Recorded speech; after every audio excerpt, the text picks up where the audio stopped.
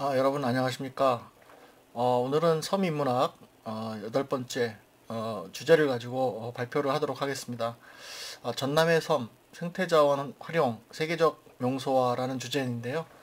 전남의 섬에는 다양한 섬들이 있고 이것에 어떤 생태자원들이 있는데 이것들을 어떻게 활용해야지만이 세계적 명소가 될 수 있을까? 이런 것들을 좀 내용을 좀 정리해서 강연을 해드리도록 하겠습니다. 목차는 다음과 같이 이렇게 네 가지로 정했습니다. 우선 국가기념일 섬의 날 제정과 대한민국 섬 정책 현황에 대해서 알아보고요. 섬의 생태 환경의 현황, 그다음에 섬의 브랜드화를 통한 세계적 명소화, 또 남해안권 도서해양 발전 제한 이런 네 가지의 큰 주제를 가지고 말씀드리도록 하겠습니다. 우선 섬의 날 제정과 대한민국 섬 정책 현황에 대해서 좀 잠깐 살펴보도록 하겠습니다. 여러분들 혹시 그 섬의 날 아시죠? 혹시 섬의 날이 언제인지 아시나요?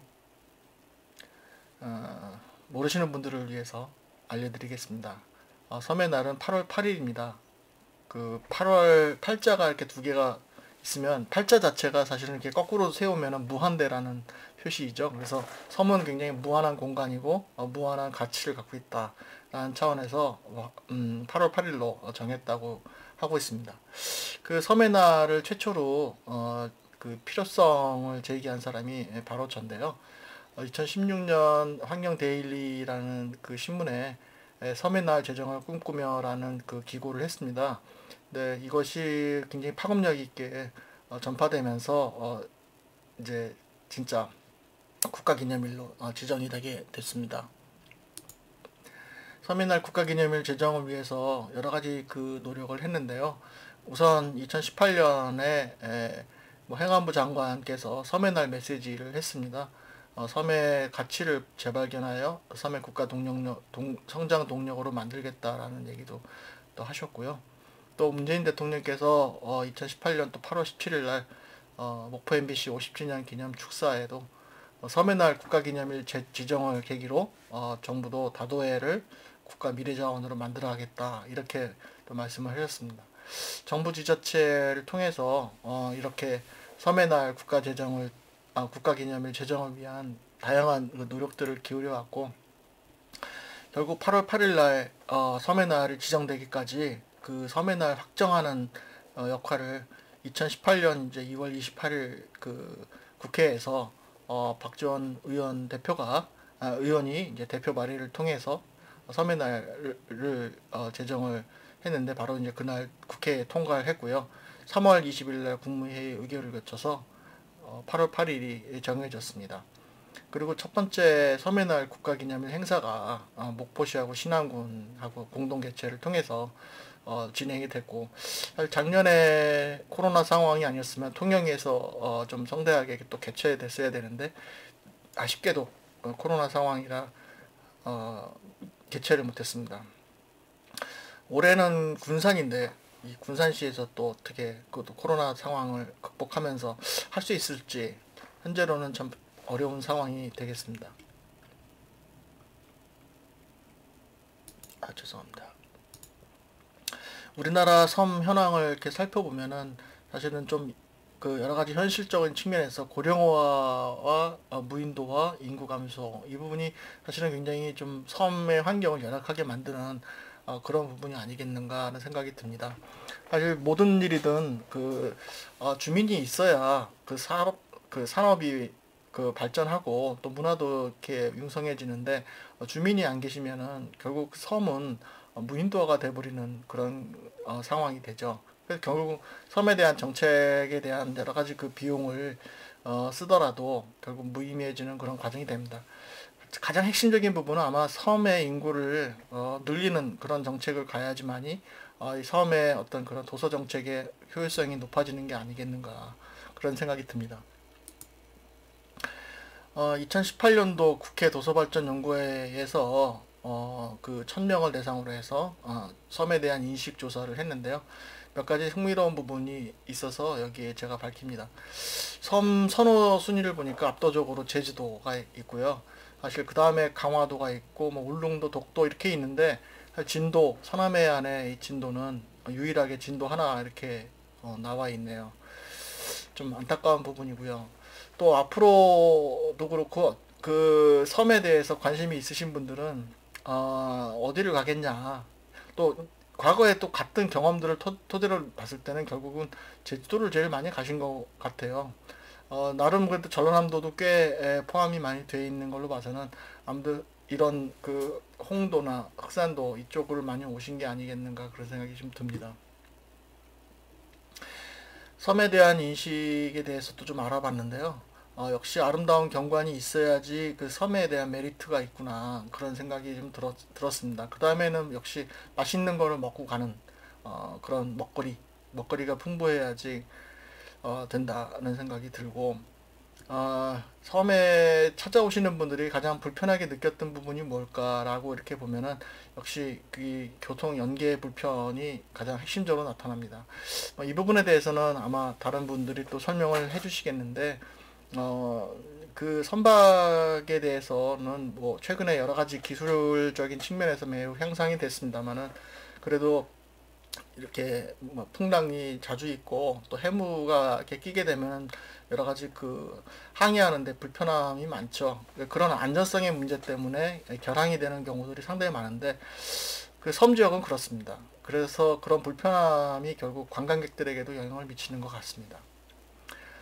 앞으로 또 어디 섬을 가겠냐고 봤을 때 그 상당 부분이 결국 해외 섬으로 가시겠다는 말씀을 해주셨는데 그럼에도 불구하고 3분의 1 가까이가 국내 섬을 여행하시겠다는 그런 그 메시지를 주셨어요. 이런 걸 놓고 봤을 때 앞으로 이 섬에 대한 여행의 가치는 훨씬 더 높아지지 않겠나 이렇게 생각이 들고 해외 사례입니다만은 그 대만이나 이런 그 뉴질랜드의 경우에는 오히려 코로나 상황이기 때문에 해외 여행은 못 가고 국내 섬으로 많이 가신다고 그렇게 얘기를 하더라고요. 그래서 우리나라에도 섬이 3,348개, 유인도 470여 개가 있습니다. 잘 찾아서 섬 여행을 해보시면 어떻겠나 이렇게 생각이 듭니다. 물론 좀 코로나가 좀 안정이 돼야지만이 여행에도 자유로워질 수가 있겠죠. 섬에 대한 발전 대책, 앞서 이제 역시 불편하니까 과연 무엇이 더 필요할까라는 것들을 결국 섬 주민들과 그 관광객들 모두의 어떤 그런 의견들이 나와 있는데요. 가장 핵심적인 부분은 역시 섬 주민의 그 삶의 질 향상 이 부분이 있고 관광 자원 어떻게든 좀 이렇게 사실 관광 자원이라고 해서 무슨 뭐 호텔 짓고 뭐 리조트 짓고 하는 것뿐만 아니라 아름다운 경관을 만들어내는 것도 매우 중요하고요. 쓰레기만 치워도 저는 섬은 굉장히 아름답다라고 생각합니다. 그래서 뭐 그런 비닐이라든지 아니면 뭐 농약병이라든가 이런 부분만 조금만 정비하고 깨끗하게 치워도 걸어다닐 맛이 충분히 있는 굉장히 아름다운 그런 곳이 아니겠는가. 뭘 자꾸 이렇게 설치하는 것보다는 그게 훨씬 섬과 자연의 어떤 자연과 문화 자체를 공유할 수 있는 부분이 아니겠는가 이렇게 생각이 듭니다. 섬 정책에 대해서 간단하게 말씀드리면 사실 이게 2016년에 저희가 만든 자료입니다. 저를 비롯해서 이제 많은 분들이 같이 협력해서 신안군 종합발전 계획이라는 걸 세웠는데요. 사실 전라남도의 경우에는 지금 가고 싶은 섬 하나에 그 굉장히 그 관광의 목적을 가지고 섬을 우리가 바라보고 있는데 사실은 가장 핵심적인 부분은 앞서 말씀드렸습니다만 고령화라든가 인구 감소 측면을 우리가 개선할 수 있는 그러한 정책이 돼야 되지 않겠나 하는 차원입니다. 그러기 위해서는 저는 제가 생각할 땐 이런 살고 싶은 섬, 살기 좋은 섬을 만들어 가야지만이 되지 않겠나. 사실 살아있는 섬, 어쩌면 이런 생태적으로 굉장히 풍요로운 섬, 이 자체가 결국은 가장 살고 싶고 살기 좋은 섬이 아니겠는가 이렇게 생각이 들고요. 가고 싶은 섬이라는 것은 정주하는 섬 주민들의 입장이 아니라 결국 관광객의 입장이기 때문에 이거는 조금 더 우리가 나중에 이렇게 띄어서 놓고 봐야 될 상황이고 섬 주민들을 위해서는 이 세 가지 측면이 무엇보다 중요하지 않겠나 이렇게 생각을 합니다. 비록 이게 신안군에 대한 정책의 보고서입니다만은 우리나라 도서지역 470개의 유인도 섬에 모두 적용해서 정책에 반영돼야 될 어떤 그런 중요한 어떤 그런 그 목표가 아니겠는가, 방향성이 아니겠는가라는 생각이 듭니다. 다음은 전라남도 섬 생태 환경의 현황에 대해서 좀 알아보겠는데요. 제가 오늘 준비한 자료가 상당히 많이 있어서 시간이 40분 제가 강연을 해야 되기 때문에 조금 이렇게 빠르게 진행하도록 하겠습니다. 우선 섬의 자연문화 자원으로서는 뭐 지형경관 빼놓을 수가 없고, 굉장히 아름다운 경관과 그 다음에 해안선, 그 다음에 다양한 지형적인 그런 특성들, 이런 것들이 섬의 매력이죠. 관광을 즐겨 하시는 분들의 어떤 가장 핵심적인 부분은 역시 자연 환경이 아름다워야 된다라고 앞서 앙케이트에서도 나와 있는 것처럼 이런 부분들을 잘 또 보존하고 우리가 그 파손되지 않도록 잘 넘겨야 되고요. 제가 돌과 생태문화라는 그 요지의 어떤 그런 표현을 썼는데 신안군만 하더라도 14계면의 지질적인 특성이 다 다르고요. 어쩌면 돌담의 특성이 다 다릅니다. 이런 부분들을 좀 매력적인 어쩌면 좀 더 세밀한 관광적인 관점에서 이렇게 바라보시면서 여행을 하신다면 훨씬 더 즐거운 그런 여행이 되지 않겠나. 이것 또한 중요한 관광 자원이 되지 않겠나 이렇게 생각하고요. 전 세계 어디를 가더라도 섬 지역에는 다 돌담이 있습니다. 제가 갔던 섬들, 동남아시아나 아니면 북유럽의 어디 섬들 가더라도 다 돌담이 있는데요. 우리나라의 돌담은 굉장히 어떻게 보면 친숙하고 친근한 그런 돌담의 모습을 보여주고 있습니다. 뭐랄까, 친근하다고 할까? 이제 그런 그 돌담의 모습, 이런 것들이 좀 훼손되지 않고 잘 보존하면 좋겠습니다. 다음은 갯벌인데요. 제가 앞서 강연에서도 말씀드렸습니다만은 정말 우리나라는 삼면이 바다이면서도 갯벌과 해안선과 모든 것들을 아름답게 끼고 있는, 그야말로 다채로운 그런 생태계를 갖고 있는 그 나라라고 볼 수가 있겠습니다. 갯벌이 없는 섬나라도 많으니까요. 또 그 갯벌이 없는 지역도 굉장히 많이 있습니다만은 우리는 섬도 있고 갯벌도 있다. 이런 그 다채로운 생태계를 갖고 있는 나라가 흔치 않습니다. 일본만 하더라도 원래 규슈 지역에 갯벌이 굉장히 잘 발달되었었는데 다 매립해가지고 이제 갯벌이 없어요. 그래서 우리나라의 그 갯벌을 이렇게 보시면은 외국인들이 너무 놀랍니다. 야, 이게 어떻게 해서 이게 만들어진 땅인가? 땅인가 바다인가? 그래서 그런 이중성을 가지고 있는 어떤 그 생태계의 특성을, 거기다가 또 거기에 많은 그런 생물들이 살고 있다는 것은 우리나라의 이 갯벌 자체에 갖고 있는 굉장히 중요한 자연자원이며 문화자원이 아니겠는가 이렇게 생각을 합니다. 다음 풍성사고인데요. 여러 가지 사고도 있고 그 사고 식생도 있고, 근데 원래 이제 이런 사고는 바다의 여러 가지 그 조류 현상뿐만 아니라 바람에 의해서도 이렇게 형성이 되고 있는데, 아무래도 섬 지역이다 보니까 바다 바람의 영향도 있고 조류의 영향을 받아서 이런 사고나 이런 해변이 많이 만들어지죠. 근데 이 사고가 있고 해변이 있는 지역이 아름다운 또 해수욕장의 역할을 하고 있습니다. 해수욕장이라는 것은 우리 인간이 만들어낸 어떤 그런 공간이 해수욕장, 물놀이 할 수 있는 공간이라는 뜻이겠고, 원래는 생태학적으로는 사고이고 해변이죠. 그래서 이런 곳은 사실 다양한 또 생물들이 살고 있습니다. 그래서 인간과 자연이 같이 공존할 수 있는 해수욕장, 이런 부분이 우리 또 전라남도의 자랑 아닌가 그렇게 생각하고 잘 또 보존되면 좋겠습니다. 염전은 또 다른 차원에서도 매우 중요하기도 하고 생태적으로도 매우 중요합니다. 염전이 있으면 그 옆에 또 함초도 있고요. 다른 염생 생물들이 서식할 수 있는 공간들을 많이 만들어주죠. 그래서 이런 그 염전과 생물, 그 다음에 그 인간과 자연이 공존하는, 그것이 단순히 소금만 만들어내는 공간뿐만 아니라 생물 서식 공간으로서 역할을 하고 있다, 이렇게 또 보시면 좋겠습니다. 사구, 앞서 이제 얘기했습니다만 다양한 식물들이 살고 있습니다. 그 갯잔디, 왕잔디, 갯쇠보리, 통보리 사초, 갈대 순비기, 갯매꽃 등 다양한 그런 그 사구 염생 식물들이 또 살고 있는데요. 이러한 식물들에 대한 보존도 그 우리 생물 그 여행의 차원에서도 이러한 관찰을 또 하는 것도 굉장히 중요한 그 흥미가 아니겠는가 이렇게 생각을 합니다. 다음은 무인도서 실태조사 및 관리위험 지정인데요. 사실 우리 연구원에서 10년 가까이 이런 무인도에 대한 조사를 했는데, 무인도 또한 엄청난 자원입니다. 우리 무인도가 지금 한 2천여 개 정도가 이 전라남도에 있어요.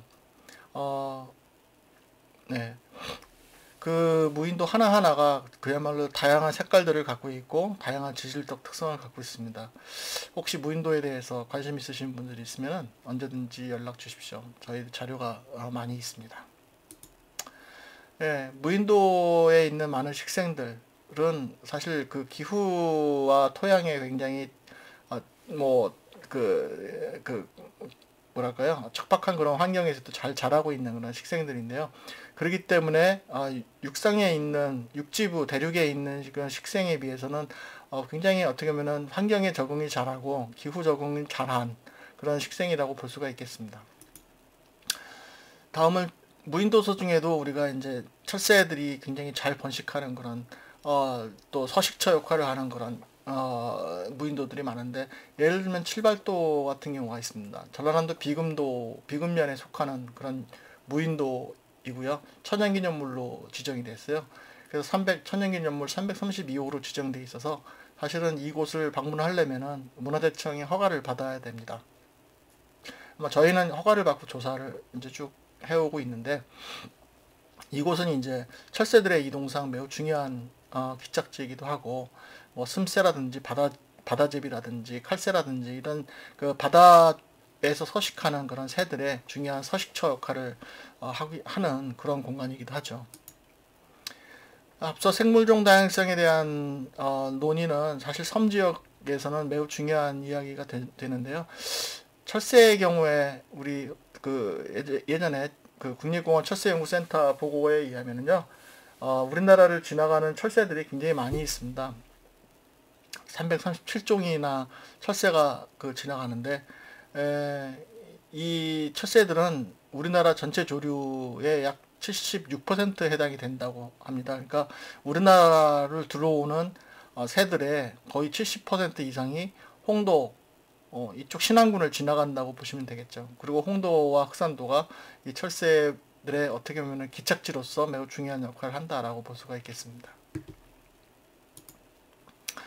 다음은 식생인데요. 뭐 간단하게 앞서 이제 우이도의 사구 식생에 대한 걸 살펴봤는데, 상당히 많은 그런 식물들이 이 사구에 살고 있는 거예요.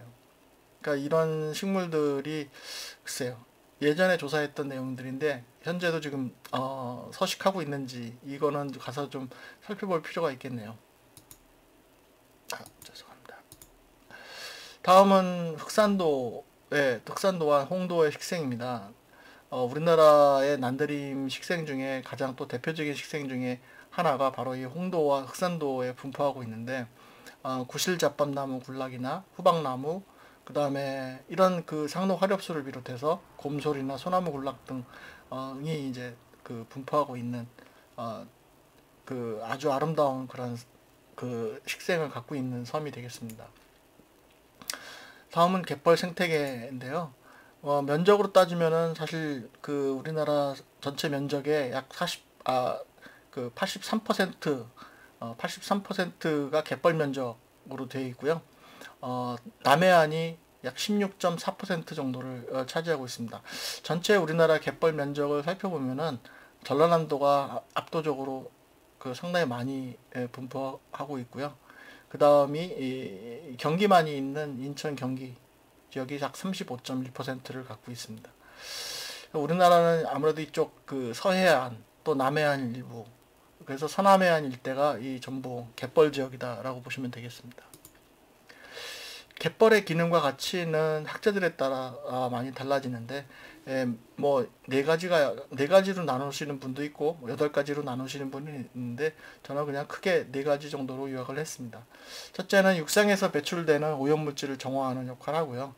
또 이런 굉장히 생태적 다양성을 갖고 있기 때문에 여러 가지 그 문화유산이나 교육적 측면이나 심미적인 측면에서 매우 중요한 역할을 하고 있고, 갯벌은 그 지역의 수계에 영향을 주는 또 역할을 합니다. 그래서 갯벌 자체가 갖고 있는 그 갯골이나 어떤 지질적인 특성, 지리적인 어떤 그런 그 유형의 특성 자체가 물의 흐름을 좌우하는 역할을 하기 때문에 그 어로 활동을 하시는 그 우리 섬 주민들을 위해서는 갯벌은 매우 중요한 어떤 그 바탕이 된다는 거 얘기할 수가 있겠습니다. 생업의 바탕이라고 볼 수가 있겠습니다. 갯벌 주변의 환경과 염생식물에 대해서는 앞서도 말씀드렸습니다만은, 안타까운 것은 이제 굉장히 요새 방조제를 많이 설치해가지고 이제 벽을 많이 쌓죠. 그래서 육상부와 이 바다가 이렇게 네트워크 형태로 이렇게 잘 유지돼야 되는데, 이 벽을 쳐서 굉장히 어떻게 보면 이 모래가 많이 쓸려 나가는 그런 현상들을 많이 보고 있는데, 이거는 앞으로 좀 이제는 개선해야 될 부분이 아니겠는가 그렇게 생각이 듭니다. 다음은 다도의 해상생물 음식 다양성입니다. 그 굉장히 다양한 음식들이 나타나고 있는데, 그 음식 자체가 그 결국은 그 이 갯벌과 섬 지역 또는 바다에서 나오는 여러 가지 자원으로 만들어지는 것이기 때문에 음식이 단순히 그냥 우리가 일상으로 먹는 그냥 식량으로서의 역할뿐만 아니라 관광의 자원으로서도 매우 중요한 역할을 하고 있습니다. 이게 신안군의 여러 가지 그 14개면을 표시하고 있는 지역이고요. 뭐 여기 뭐 특성들을 보이고 있습니다. 갯벌 둘러싸여 있는 섬, 독특한 해양 생태계에 대한 얘기 앞서 말씀드렸고, 하나씩 이제 말씀드리겠습니다. 흑산도 가고도리의 내용인데, 뭐 가고도는 우리가 잘 알다시피 서남해 안에 굉장히 고립된 그런 섬이기도 하면서 한편으로는 어업기지이기도 합니다. 최근에 이런 중국 배들이 굉장히 영향을 미쳐서 뭐랄까요? 지금 뭐 울릉도뿐만 아니라 우리가 이 가고도 지역에서도 굉장히 영향을 많이 미치고 있는 그 중국배 때문에 우려가 되고 있는 부분이 되겠습니다. 뭐 엄청난 양의 고기 어류들을 우리가 볼 수가 있고요. 이런 거북손이라든지 섭이라든지 뭐 다양한 해산물들을 우리가 볼 수가 있습니다. 다음은 흑산도가 되겠습니다. 흑산도는 뭐 관광의 섬이자 뭐 어업 전쟁이지라는 것은 여러분들 잘 알고 계시는 내용이 되겠죠. 홍어를 빼놓으면 또 흑산도 얘기가 안 되는데요. 뭐 홍어에 대한 얘기는 아마 다른 분들이 또 자세하게 하실 것 같아서 여기서 넘어가도록 하겠습니다. 다음은 홍도입니다. 홍도는 뭐 굉장히 우리나라 천연기념물이기도 하고 국립공원 지역이기도 하고 유네스코 생물권 보존 지역이기도 하고, 또 최근에 홍도가 그 CNN이 선정한 가고 싶은 한국의 섬 33개 섬 중에 단연코 1위를 차지했던 섬 중에 하나입니다. 굉장히 다채로운 그런 생물들 서식처 역할도 하고, 앞서 철새 얘기도 했습니다만은 우리나라 관광의 메카이기도 하죠. 섬 관광의 메카. 굉장히 아름다운 풍경을 갖고 있습니다. 비금도와 뭐 도초도, 이쪽은 이제 저희가 보통 간척의 섬이다라고 표현을 하고 있는데요. 여기 보시면 엄청나게 많은 지역이 전부 간척이 되어 있다는 것을 볼 수 있습니다. 이게 수백 년 걸쳐서 이루어진 곳이라고 볼 수 있고요. 다도해상 국립공원으로 지정돼 있어서 굉장히 아름다운 그런 섬의 형상을 볼 수 있고, 주변에 갯벌이 또 많고, 또 갯벌 통해서 다양한 또 이 사람들의 생활들을 볼 수가 있습니다. 해조류가 많은 지역이기도 하고요. 네, 또 이런 그 낙지 작업, 그 낙지 맨손어업을 통해서 낙지도 잡고, 또 여러분들 뭐 건정이라는 말씀 잘 아시겠습니다만, 이런 건정을 통해서 생선을 이제 저장을 하는 거죠. 저장 방식 중에 하나인데, 이걸 통해서 또 새로운 또 음식을 또 만들어내는 역할도 하기도 합니다. 예, 증도 소금의 섬 잘 아시다시피 그 우리나라 단일 염전으로는 최대의 어떤 태평염전이 있는 곳이기도 하죠. 다음은 증도의 생태 경관입니다. 뭐 갯벌과 역시 염전, 그 외에 뭐 음식들도 다채롭고요. 최근에 이제 안좌면에 이제 바늘박쥐도가 가고 싶은 섬으로 선정돼 있고, 최근에 뭐 다리도 많이 연결돼서 관광객들이 많이 찾는 그런 지역이죠. 그 보라색 다리가 있더라고요. 그 갔더니 보라색으로 생긴 다리가 있는데 관광객들이 많이 찾고, 또 색깔 자체가 굉장히 독특하다 보니까 뭐 해외에서도 굉장히 그 어, 이제 눈여겨보고 있는 그런 관광 스포트로서 역할을 하고 있는 것 같습니다. 갯벌에서 나온 여러 가지 음식들이 있고 왼손어업을 하시는 주민들의 모습도 있습니다. 예. 이게 먹는 음식만 계속 나오니까 아마 좀 굉장히 식전해 보시는 분들은 굉장히 힘드실 것 같은데요. 예, 빨리 넘기겠습니다. 예, 건정, 그다음 6차 산업, 6차 어업 산업에 대해서 좀 알아보겠습니다. 이 부분은 제가 다른, 어, 그 자료를 좀 받아서 했던 것인데요. 건정이란 무엇인가를 보면은 사실은 영어로 따지면은요, 그 드라잉 피쉬나 뭐 피쉬 드라이 이렇게 표현을 하고, 사실 우리나라만 있는 건 아니고 전 세계적으로 이 건정은 존재합니다. 일종의 그 생선을 많이 잡으면 저장할 곳이 없기 때문에 사실은 이제 말리는 방법이죠. 말리는 방법을 어떻게 말리냐. 우리가 요새 냉장고가 있으니까 냉동실에 이렇게 말리면 뭐 몇 년씩 먹을 수는 있는데, 정말 고대 시대에는 냉장고가 없으니까 이거를 결국은 바람에 말리는 방법밖에 없었죠. 그래서 그 벌레가 꼬이지 않도록 이렇게 망을 쳐서 선선하게 그늘에 이렇게 말려가지고 오랫동안 보존해서 먹는다든가 이렇게 하죠. 또 훈제를 했습니다. 그래서 훈제를 통해서 또 굉장히 오랫동안 저장하는 그런 방식을 통해서 했던 방식들이 있습니다. 여기 방법에 몇 가지가 있는데, 이제 공기 건조가 있고 태양 건조, 뭐 흡연, 이거는 이제 훈제죠. 그다음에 바람 건조가 이렇게 있고요. 또 냉동을 해서 곰팡이를 예방하는 방식이 있는데, 이거는 이제 최근에 냉동 기술이 개발됐을 때 이럴 때 가능했던 거고, 예를 들면 뭐 알래스카라든가 북극 같은 경우는 가능하겠죠. 예를 들어서 물개나 고래 같은 걸 잡았을 경우에 그걸 장기 보존하기 위해서 얼음 박스에다가 이렇게 넣어서 장기 보존했던 그런 것들은 지금도 유효하게 작용하고 있으니까요.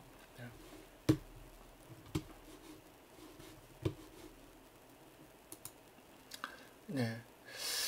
아무래도 건정을 하게 되면은 이제 그 쉽게 우리가 이제 그 발효가 되기도 하죠.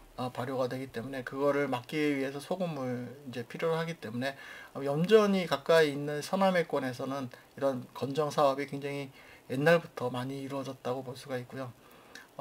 사실 서남해권에서 지금 건정 사업을 많이 하고 있는데, 이 인천을 비롯해서 이제 이쪽 서부 쪽에 뭐 북한에서도 마찬가지겠습니다만 우리나라 서남해 지역 어디에서든지 이렇게 그 고기를 말려서 활용했던 방식들은 뭐 예나 지금이나 똑같이 진행되고 있습니다. 이거를 최근에 이제 상업화하는 그런 산업화 하시는 분들이 많이 생겼더라고요. 이건 뭐 중국에서 건정하는 방식이고요. 이건 뭐 마다가스카르인데 상당히 많이 떨어진 섬이죠. 아프리카에 있는 섬인데 여기서도 똑같이 고기들을 말려서 쓰고 있습니다. 아이슬란드는 우리가 이제 대구에 어디죠? 강원도 가면은 명태를 말려서 하죠. 그 마을 겨울에 그 말리는 방식이 있는데, 아이슬란드도 똑같이 추우니까 이 대구를 이렇게 그 겨울에 말려서 사용을 하고 있습니다. 동남아시아 지역에서도 이제 해산물 가공을 많이 하고 있는데, 역시 덥고 습하다 보니까 말리는 게 익숙하지가 않아요. 그래서 결국은 이제 소금을 많이 처리해서 염장을 한다든지 아니면 젓갈로 만드는 그런 것들을 이제 많이 볼 수가 있습니다. 사실 젓갈 문화라든가 이런 건조 문화, 이게 전 세계 어디나 다 있어요. 그 북유럽에도 생선 절여서 먹는 풍습이 있고요. 그러니까 해안가를 비롯해서 이제 대륙의 경우에서도 장기적으로 생물들을 보존하기 위한 방식 중에 하나로서 소금에 염장을 하는 그런 방식들이 있기 때문에 꼭 이게 젓갈의 문화가 문화나 이런 건전 문화가 꼭 우리나라의 우리나라의 문화다라고만은 강조할 수는 없다, 이렇게 저는 봅니다. 다음은 섬의 브랜드화를 통한 세계적 명소화에 대한 얘기를 간단하게 드리도록 하겠습니다. 앞서 이제 섬의 기본적 특성에 대해서는 제가 설명을 드렸으니까요. 한번 읽어보시고 넘어가도록 하겠습니다. 섬을 관광하기 위해서는 어떻게 유형화 시켜야 되는가. 그래서 섬의 개발 유형, 섬의 자원 유형, 관광 형태 유형 등을 구분해서 이제 개발해야 되는데, 우리는 이제 사실은 자원에 관련된 부분들을 면밀하게 검토하는 부분은 사실 별로 없어요. 일단 경치만 아름다우면 거기에 이제 뭐 리조트가 들어오고, 대규모 리조트가 들어오면 그것을 통해서 뭐 주변의 주민들과 같이 산업화와 연계시켜서 하는 그런 작업들이 그런 연계성을 갖고 있는데요. 어쩌면은 이제 과연 그 리조트가 거기 설치돼도 괜찮은가 하는 입지적인 부분이나 또 그 주변의 여러 가지 생태적인 그 기능이 상쇄되지 않도록 하기 위한 그런 방식에 의해서 그 리조트의 어떻게 보면 유효성이라든가 이런 부분들이 좋은가, 이런 것 평가에 대한 부분, 환경 평가나 이런 부분들이 좀 면밀하게 이루어져야 되는데, 대개가 이런 사업들은 그런 그 지역에 대한 어떤 그 자원 평가에 대한 것들은 좀 허술하게 이루어지는 것 같습니다. 그래서 그런 부분들이 좀 면밀하게 이루어져야 될 필요성이 있습니다.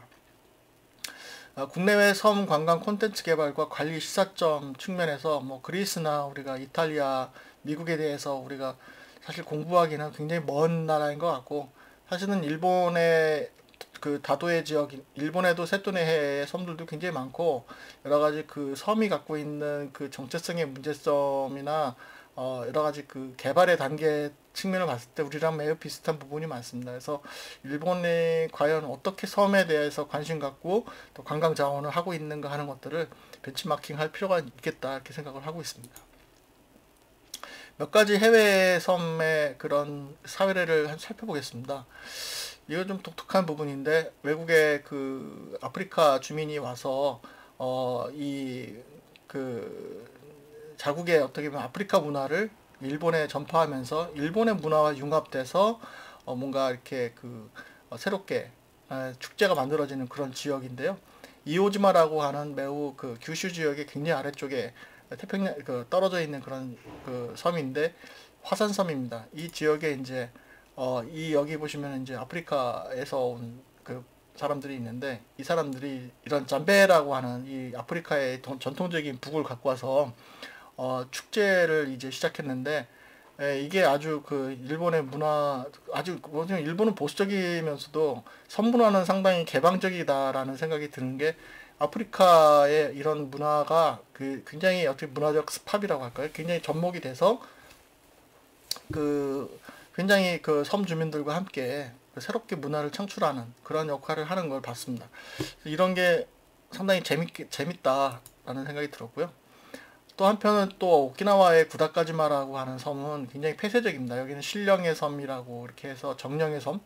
그래서 여기 보시면 노로이라고 우리말로 하면 이제 뭐랄까요? 무당? 무당의 섬이라고 보시면 되겠는데, 관광이 좀 하면 안 되는 섬으로 이렇게 돼 있어요. 근데 굉장히 여기저기가 다 신성한 곳이고 촬영을 해서는 안 된다, 이렇게 해서 했습니다만, 이런 섬 자체도 굉장히 메리트를 갖고 있다, 이렇게 보시면 되겠습니다. 또 사르데냐 섬들은 굉장히 예전부터 굉장히 불명예스러운 그런 섬인데, 이런 섬들을 잘 관광적으로 활용하는 그런 또 모습을 볼 수가 있겠고요. 이게 옛날에 마피아들을 가둬놨던 그런 형무소인데요. 최근에 이런 그 감옥도 관광객들이 이제 쉴 수 있는 1박 2일 할 수 있는 그런 장소로 쓸 수 있다고 합니다. 네. 제가 돌아오면서 봤던 어떤 아저씨가 배에서 맛있는 걸 주더라고요. 그래서, 네. 다음은 일본인데요. 일본은 세토네 섬입니다. 세토네해는 역시 1000개의 섬으로 구성되어 있는 곳인데, 여러분들 잘 아시겠습니다. 명량이라고 아마 들어보셨을 거예요. 그 명량 명에 그 나왔던 그 구루시마라고 하는 해적의 본거지가 있는 섬인데요. 여기는 해적 그 박물관이 있어요. 해적 박물관이 있어가지고 예전에 이게 이제 그 당시 해적들이 입었던 갑옷인데 이 사람들이 이게 조선까지 왔었는지 아닌지 모르겠지만 아무튼 그 이런 선조들이 자기네들 선조들이 해적이었다는 부분에 대해서 굉장히 아주 자부심을 갖고 있고 또 이렇게 그 당시에 해적들이 탔던 그런 배들에 대한 걸 원형을 유지하면서 1년에 한 번씩 그 해외에 나갔던 이 마을에 여기는 히로시마 오자키 카미지마라고 하는 섬인데요. 이 섬 주민들은 자기네들이 나갔던 그런 동료들 또는 해외에 나갔던 그 주민들이 다시 돌아와서 이런 축제를 한다고 합니다. 다음은 남해안권 도서해양 발전 제안인데 몇 가지만 간단히 설명드리겠습니다. 뭐 여러 가지 자연 환경을 갖고 있고 우수한 뭐 갯벌과 해수욕장들을 갖추고 있는 뭐 다채로운 그런 다채로운 그런 지역입니다. 우리나라 섬해안권이고요. 또 다도해상 국립공원과 뭐 한려해상 국립공원 갖고 있어서 사실은 이렇게 국립공원이 인접해서 이렇게 있다는 것 자체는 전 세계적으로도 매우 드문 곳인데요. 그만큼 이 다도해 지역이 굉장히 아름답고 수려한 지역을 갖고 있다라고 보시면 되겠고 생물 다양성 측면에서도 매우 중요한 가치를 갖고 있다. 이렇게 좀 긍정적으로 보시면 좋겠습니다. 이거는 제가 이제 해역별 자연 환경에 대한 부분들을 설명한 건데 일단 그 우리 간단히 보시면 여기 조차가 서해 지역은 5m에서 9m, 남해는 1m에서 5m, 동해는 약 0.2m 정도로 이 조차가 굉장히 심한 썰물과 밀물의 조차가 굉장히 심한 지역입니다. 어쩌면 이게 그 생태적으로도 가치는 있겠습니다만 또 한편으로는 관광의 측면에서도 매우 의미가 있죠. 뭐 조개를 잡는다든지 굴을 캔다든지 체험할 수 있는 그런 장소성을 갖고 있는 그 지역이 아니겠는가 이렇게 생각을 들고요. 여러 가지 그 역사적으로 문화적으로나 매우 중요한 지역이 바로 이 서남해 지역이 아니겠는가 이렇게 생각이 들고 이쪽 우리는 이제 호남만 생각하고 있지만은 사실은 서남해 지역이라고 한다면 이 경남 지역도 같이 포함하고 있습니다. 그래서 사실은 이 남해안권 이 벨트는 바다를 통해서 이루어지고 섬을 통해서 이루어져야 되는데 이런 부분들이 사실은 지금까지 안 이루어진 건 아니에요. 정책을 하시는 분들은 다 이런 제안들을 했습니다만 실행해서 아직까지는 제대로 이루어지지 않는 것 같습니다. 네, 그래서 이런 현안 문제들을 좀 개발 주체와 목표를 제대로 좀 설정하고, 그 다음에 이제 이런 실적 위주의 개발보다도, 보다 이제 좀 현실적으로 이 주민들이 결국은 네트워크를 형성하지 않으면은 이 실질적인 물리적 네트워크가 이루어지지 않는다라고 보시면 되는데요. 그래서 경남이나 이 전남의 어떤 그 교류 이런 부분이 결국 섬과 바다를 통해서 이루어지지 않으면 이 서남해안 이 일대의 전체적인 어떤 그런 관광적인 브랜드는 좀 쉽지 않다라고 저는 보고 있습니다. 그래서 협의체 노력이 제일 중요하고 협의체는 결국 이제 전라남도와 이제 경상남도의 두 개의 지자체가 머리를 맞대고 가야 된다는 부분이 매우 중요하고요. 지구적 변화의 대응 도 결국 필요합니다. 앞서 이제 그 다른 강연에서 말씀드렸습니다만 해수면 상승이 이게 심상치 않은 상황이기 때문에 그런 부분에서 우리가 이 도서지역, 연안지역에 대한 고민을 함께 고민해야 될 것이고요. 또 이 장기적인 검토 또한 필요한 부분이 아니겠는가 이렇게 생각이 듭니다. 그래서 몇 가지 제안을 제가 드리려고 합니다. 그래서 현행 자원을 일단 다시 한번 재검토할 필요가 있다. 그리고 그거를 어떠한 관점에서 봐야 되는가 하는 것들을 좀 전문가들하고 좀 심도 있게 상의하면 좋겠다는 말씀 드리겠습니다. 또 전라남도 경남 간의 어떤 그 자원 연결성을 고려한 명소 네트워크가 좀 필요하고요. 관광을 전라남도만 할 게 아니라 경상남도하고 연계하는 그런 게 필요하겠다. 그거는 이제 바다를 통해서도 가능하고 육지를 통해서도 가능하지 않겠나 이제 그런 생각을 통해서 일단 지금 현재 전라남도와 경상남도가 추진하고 있는 여러 가지 이제 항로에 대한 부분들도 교류할 필요가 있겠고요. 바다를 통해서도 필요하겠고 또 이제 뭐 이 기차라든가 이런 철로를 통해서도 또 필요하지 않겠나 이렇게 생각이 듭니다. 그런 측면에서 저는 이제 유네스코 복합유산이라는 것을 한번 제안을 드리고 싶은데, 이 부분에 대해서는 제가 추후에 다시 또 기회 되면 말씀드리도록 하겠습니다. 그래서 해외에서는 중국의 우이샨이라고 하는 지역이 이제 산 지역이에요. 여기는 산 지역인데 중국에서 유일하게 유네스코 복합유산으로 지정이 됐습니다. 복합유산은 일단 세계유산, 자연유산이 있고 그 다음에 복합유산이 있습니다. 그래서 자연과 문화가 같이 융합하는 그런 아주 그 독특한 그런 지역이 아니면 복합유산으로 지정될 수가 없는데, 저는 서남해안의 지역이 바로 이러한 가치를 충분히 갖고 있지 않겠나 하는 차원에서 제안을 드립니다. 네, 관광에 대한 여러 가지 플랜들도 우리가 개선해야 될 필요성이 많고요. 이제 코로나 상황이기 때문에 세계인만 쳐다볼 것이 아니라 우리가 내수를 좀 고민해야 될 필요성이 있겠다, 이렇게 볼 수가 있겠습니다. 해외 관광객들이 무엇을 요구하는가, 또 국내 관광객들이 무엇을 요구하는가에 대한 부분에 대해서 정밀한 모니터링이 필요한데요. 지금 현재 우리가 섬의 지역, 섬의 많은 지역들이 아직 이런 숙박이나 이런 부분들이 충분하지 않은 것을 봤을 때 외국인들을 무조건, 또 관광객들을 무조건 우리가 그 유치하는 것보다도 준비가 되어 있는 어떤 관광 시설이 있어야 되지 않겠나는 차원에서 말씀드립니다. 해외에서는 다양한 섬들이 있는데요. 해외의 다양한 섬들이 여러 가지 측면에서 그 창의적인 그런 개발을 갖고 있어요. 여기 지금 쭉 제가 열거를 했습니다만은, 과연 섬마다 과연 어떤 특성을 가지고 갈 것인가 하는 부분들을 살펴볼 필요가 있겠고, 또는 저 지역이 갖고 있는 자원이 어떤 것이 있는가, 이런 것들도 좀 잘 가지고 접근할 필요성이 있겠다는 생각이 듭니다. 결국 끝으로 제일 중요한 부분이 주민들의 자부심이 아니겠는가. 뭐 유네스코 생물권 보전 지역도 좋고 국립공원도 좋고 세계유산도 좋습니다만, 과연 이거를 통해서 과연 무엇이 중요한가 하는 부분에 대해서 좀 고민할 필요가 있겠어요. 추진하시는 분들은 그 부분을 좀 잘 생각하시면 좋겠다는 생각이 듭니다. 결국 앞서도 얘기했습니다만, 섬을 지키고 발전시켜야 될 주체는 결국 섬 주민들이죠. 뭐 연구자나 또는 무슨 행정가는 아니라고 봅니다. 그런 차원에서 섬 주민들의 중심이 선 그런 그 정책 또는 뭐 제도, 이런 부분들이 필요하겠다는 생각이 들고요. 그런 차원에서 이것도 제가 좀 제안 드리고 싶은 건데요. 결국 삶의 질 향상과 부가가치 창출을 위해서는 이런 그 몇 가지 아이디어, 몇 가지 이 축이 결국 균형 있게 가야 된다는 그런 말씀을 드리도록 하겠습니다. 네, 여러 가지 좀 자료들은 많이 준비했고 말씀드리고 싶은 건 많았습니다만, 제한된 시간 때문에 여기까지 마치도록 하겠습니다. 네, 경청해 주셔서 고맙습니다.